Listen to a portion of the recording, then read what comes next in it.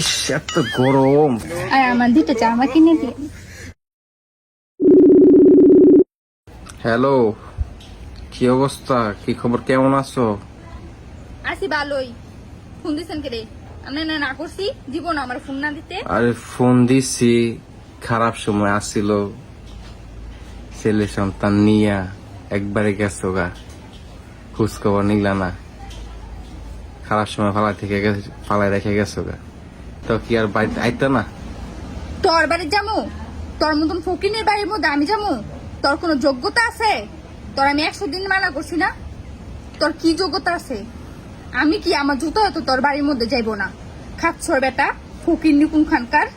আমি যে কি বুঝে তোরা বিয়া করছিলাম একমাত্র আল্লাহ জানে। তখন তো আবেগে কষ্ট করে ফেলছিলাম। তুই তো আগে জানতাম এরকম খাচ্ছর বেটা তুই ফকির নিকুন খানকার, তাহলে তোর বাসার মধ্যে আমি জীবন আমি তো ফকির নিয়ে ওই অবস্থা, কাম করতে করতে টাকা পয়সা নাই, কি করতাম? আমার তোর একটা জীবনও টিস্যু দে না, ফোন একটা দিবি না, টিস্যু নেক্সট নাই টাইম যে আর আমার মুখটা ফোন দিবি না। মুছে আমি লাস্ট বার কাজ করতে বলতেছি, আর করতে। একটা বার আমি টিস্যু ফোন আছে না। গো বড়? ফকির নি। টিস্যু নাই?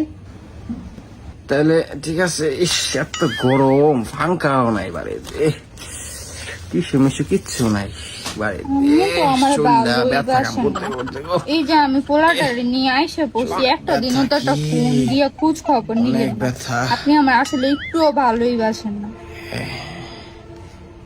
খাইছেন? দুপুরে খাইছেন?